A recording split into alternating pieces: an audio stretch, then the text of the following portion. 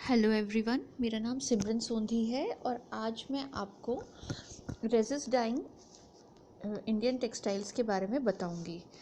अब बांधने की कला के आधार पर वस्त्रों को दो प्रकार से रंगा जाता है। एक अवरोध द्वारा रंगना यानी कि रेजिस्ट डाइंग, और दूसरा धागा अवरोध द्वारा रंगना यानी यान रेजिस्ट डाइंग। पहले नंबर पे जो रेजिस्ट डाइंग है वो है कपड़ा बनने के बाद उसे बांधा जाता है डिज़ाइन के अकॉर्डिंग और फिर डाई किया जाता है। और जो दूसरा है उसमें कपड़ा बनाने से पहले धागे को ही जगह जगह से बांध के डाई किया जाता है और फिर वो रंगे हुए धागे से डिज़ाइन बनाया जाता है। तो जैसे अगर हम इसमें राजस्थान का देखेंगे, राजस्थान में हम अवरोध द्वारा दहाएंगे यानी कि फैब्रिक रेजिस्ट के बारे में पहले देखते हैं। राजस्थान में ये दो तरीके से होता है, या तो बिंदु से या धारियाँ से। बिंदु में हम बांधनी के तरीके से करते हैं इसको, और धारियों में लहरिया, मोथरा और भोपाल शाही। बांधनी में भी तीन तरीके के टेक्सटाइल्स होते हैं, जैसे बहुरंगी चुनरी, पीला और घट चुनरी। और गुजरात में बिंदु पैटर्न ही होता है सिर्फ, जो कि बंदेज होता है। और इसमें जो टेक्सटाइल्स होते हैं वो है घरचोला, चंद्रोखनी, खोम्बी और आबा।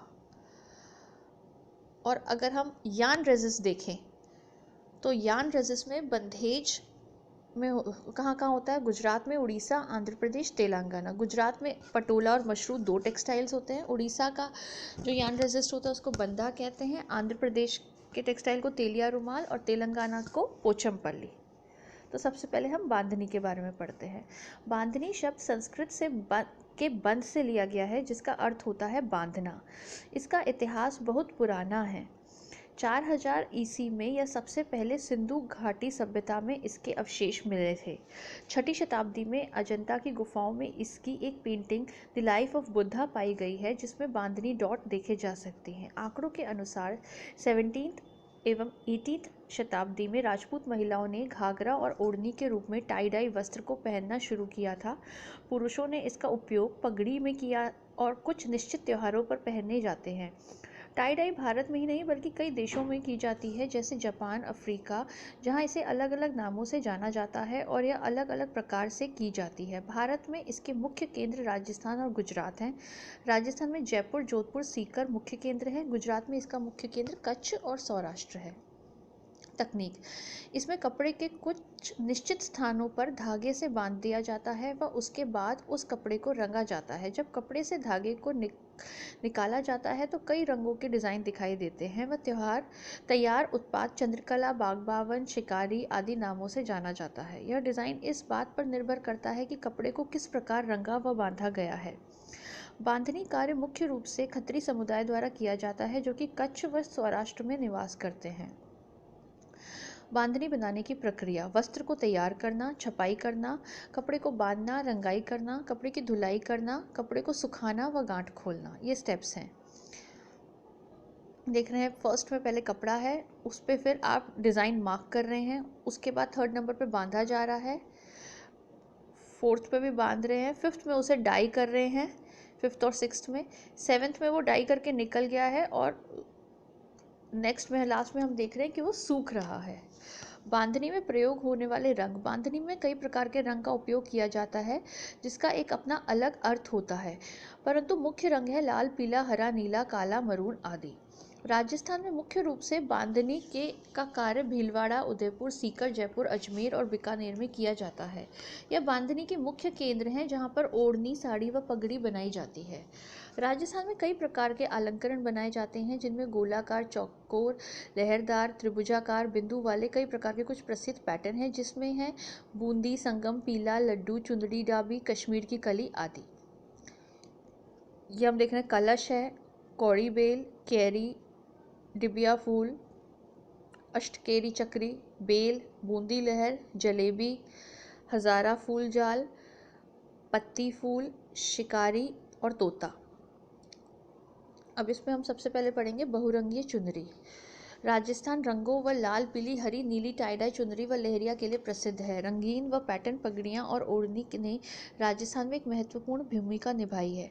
आंकड़ों से पता चलता है कि 17वीं और 18वीं शताब्दी में राजपूत महिलाओं ने टाई डाई का घाघरा पहनना शुरू किया था व पुरुषों ने पगड़ी में इसका इस्तेमाल करना शुरू किया था। यह केवल किसी निश्चित उत्सव पर ही पहनी जाती थी।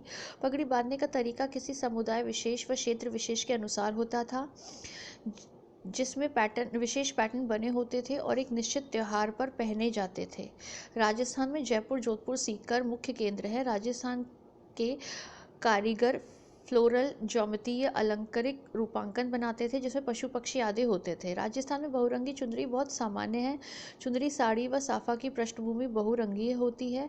इसमें सामग्री का कई तहों में मोड़ा जाता है व रंगों की संख्या के अनुसार वस्त्र को कई तिरछी रेखाओं में बांधा जाता है।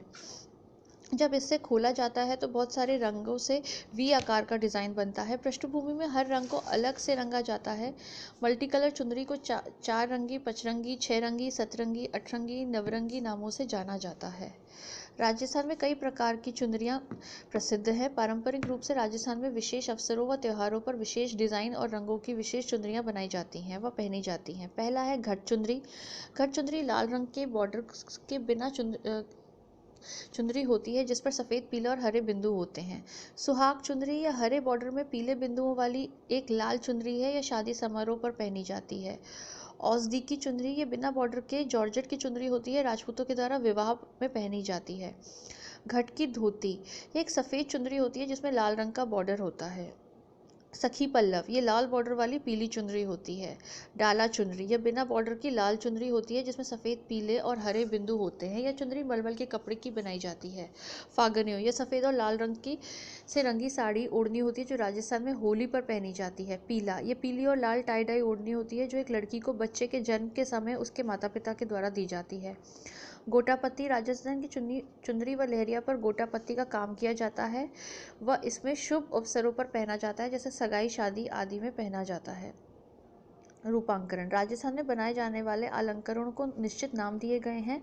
अकेले मोटिफ को बूटा व बॉर्डर डिज़ाइन को बेल कहा जाता है। कई प्रकार के अलंकरण जैसे पशु, पक्षी, फूल, पत्तियां, फल व ज्योमेट्री अलंकरण बनाए जाते हैं। जैसे पशु, जैसे हाथी, हिरण, शेर, घोड़ा, ऊंट, मछली। फल, फूल, पत्ती, चेन फूल, केरी, पान, त्रिफूल, झाड़। पक्षी, मोर, तोता। और ज्योमेट्रिक डिज़ाइन में डिब्बी, लड्डू, जलेबी, कांकसी, पोमचा, तारा, चोकर आदि। गोल डिज़ाइन, ये बहुत प्रसिद्ध डिज़ाइन है। इसमें ओढ़नी के बीच में एक बड़ा गोल आकार का डिज़ाइन होता है जो विपरीत रंग में होता है और वह इसके चारों ओर गोलाकार डिज़ाइन होते हैं जो मध्य वाले डिज़ाइन से मिलते जुलते होते हैं। इस डिज़ाइन को बनाने के लिए स्पॉट रंगों का उपयोग किया जाता है। नेक्स्ट है लहरिया। टाई डाई टेक्निक का उपयोग करके कपड़ों पर रेखाएं व धारियां राजस्थान में बनाए जाने वाली मुख्य कला है, जिसे लहरिया या लहर के नाम से जाना जाता है। ये विरासत के रूप में पिता के द्वारा पुत्र को सौंपी जाती है और यह पीढ़ी दर पीढ़ी आगे बढ़ती रहती है। 15वीं सेंचुरी में इस कला का उद्गम के बारे में जाना जा सकता है। यह कहा जाता है कि इसे मुल्तान, सिंध में उत्पन्न किया गया था। जब राव जोधा के शासन के दौरान मोहम्मद बिन कासिम, जो कि एक मुल्तान में कारीगर था, जयपुर आया। कारीगर ने उसके कलात्मक कार्य को महाराजा के सामने प्रस्तुत किया। यह बहुत अच्छा काम किया हुआ चुनरी साफा था। इस अद्भुत कला के नमूने की शाही परिवार द्वारा बहुत प्रशंसा की गई और वह अन्य उपहारों के साथ मोहम्मद बिन कासिम के पूरे परिवार को जोधपुर में बसने को कहा गया। इसमें 3 मुख्य डिज़ाइन होते हैं। पहले शिके, दूसरा पट्टा और तीसरा पासावली। शिके जिसमें संकरी तिरछी धारियाँ होती हैं, पट्टा जिसमें चौड़ी धारियाँ होती है और पासावली में बाधित प्रभाव होता है। साड़ी और ओढ़नी को भी इस तकनीक से बनाया जाता है। तीज पर राजस्थान की महिलाएं लहरिया पैटर्न की ओढ़नी पहनती हैं जिस पर तिरछी रेखाएं होती हैं जो कि 5 रंगों में होती है, जिसे पचरंग ओढ़नी कहते हैं। सामान्य लोगों में या 1 या 2 रंग की धारियों वाली ओढ़नी प्रसिद्ध है, जबकि धनी लोगों में 5 रंग वाली लहरिया प्रसिद्ध है जो कि काफ़ी महंगी होती है, जिसे अक्सर जिगजैग तरीके से बांधकर रंगा जाता है। रंगों की संख्या जितनी अधिक होगी उतनी ही अधिक निपुणता व शिल्प कौशल की आवश्यकता होगी। इस प्रकार उत्पाद को एक विशेष विलासिता नाम वाला बनाया जाता है। लहरिया के रंगों को आधार पर 2 रंगी, 3 रंगी, 4 रंगी, 5 रंगी, 6 रंगी, 7 रंगी, 8 रंगी व 9 रंगी नामों से जाना जाता है। लहरिया बनाने की प्रक्रिया। लहरिया के कपड़े सबसे पहले स्टार्च व अन्य अशुद्धियों को धोकर हटाया जाता है।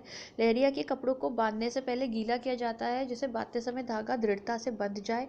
यदि कोई विशेष डिज़ाइन बनाना है तो बांधने से पहले कपड़े को तह भी किया जाता है। अब कपड़े को घुमाना शुरू किया जाता है। कपड़े के दोनों सिरों को खींचकर घुमाया जाता है व जैसे जैसे कपड़ा घूमता जाता है उसे एक खूंटे पर बांधा जाता है। अब कपड़े को घड़ी की विपरीत दिशा में निश्चित अंतराल पर 3-4 बार बांधा जाता है, जब तक कि पूरा कपड़ा बंध न जाए। बांधने के बाद कपड़े को एक बर्तन में रंगा जाता है। कपड़े को गोल गोल घुमाते हुए हाथों से ही रंगा जाता है। रंगाई के बाद कपड़े को लगातार बीट किया जाता है। कपड़ा थोड़ा ढीला हो जाए फिर इसे रंग में डुबोया जाता है। अतिरिक्त जल व रंग को निकालने के लिए कपड़े को खूंटी पर टांग दिया जाता है, फिर इसे धूप में सूखने के लिए रख दिया जाता है। हम देख रहे हैं कैसा ये प्रोसेस है। बांध रहे हैं, फिर उसके बाद उसे कलर कर रहे हैं, कलर में छोड़ दिया, फिर उसे निकाला, फिर उसको सुखाया, सूखने के बाद ये खोला और फिर ये तैयार हो गया। नेक्स्ट है मोथरा। मोथरा भी लहरिया का ही एक प्रकार है। इसमें चौखाने होते हैं। ये लहरिया जैसी प्रक्रिया से ही बनता है। इसमें अंतर ये होता है कि इसकी पृष्ठभूमि में चौखाने होते हैं। मोथरा में तिरछी रेखाओं को 2 सेट होते हैं जो एक दूसरे को क्रॉस करती हैं, जिसमें इसमें एक छोटा आकार बनता है जो मोठ या पल्स कहते हैं, इसलिए इसे मोथरा कहते हैं। यह डिज़ाइन चौकोर डिज़ाइन के बीच में ही होता है। इसे मानसून के आगमन पर तीज पर पहना जाता है। ये जैसे हम पिक्चर्स में देख रहे हैं। यदि मोथरा सफ़ेद, पीला, नीला, जामुनी व गुलाबी है, तब सफ़ेद, पीला, नीला, जामुनी एक दिशा में काम करेंगे व गुलाबी प्लेट्स बनाने के लिए दूसरी दिशा में रंगा जाएगा। यदि डिज़ाइन में संकरी या चौड़ी धारियों की आवश्यकता है तो कई संकरी धारियाँ सफ़ेद, जामुनी रंग की होंगी और कुछ चौड़ी धारियाँ पीली व नीली होती हैं।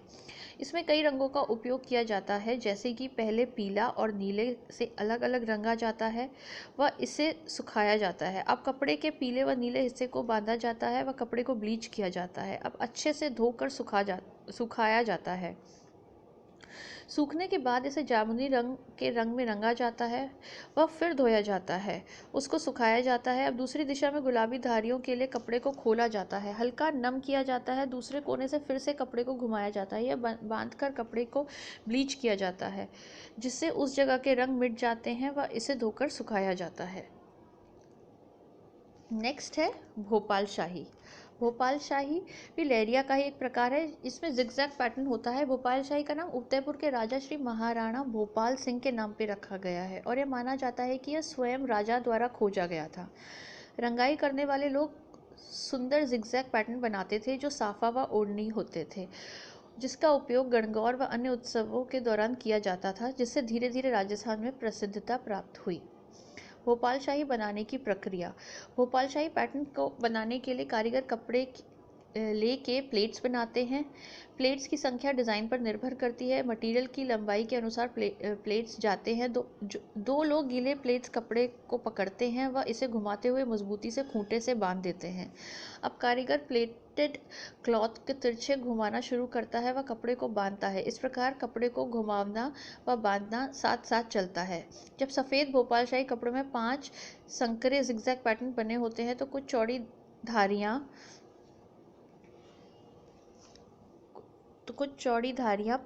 नारंगी, जामुनी व अन्य धारियों भूरे रंग की भी हो सकती हैं। तो कारीगर सफ़ेद धारियाँ पहले बांधते हैं, फिर चौड़ी धारियों व नारंगियों को जामुनी से स्पॉट डाई की जाती है। इस कपड़े को सुखाया जाता है। नारंगी व जामुनी रंग को बनाए रखने के लिए बांधा जाता है। अब कपड़े को ब्लीच किया जाता है, धोया जाता है, सुखाया और फिर भूरे रंग से रंगा जाता है। Thank you for listening. आज हमने राजस्थान के जो बंधेज और लहरिया है वो सीखे हैं। ओके, आई होप आपको समझ आया हो। Thank you.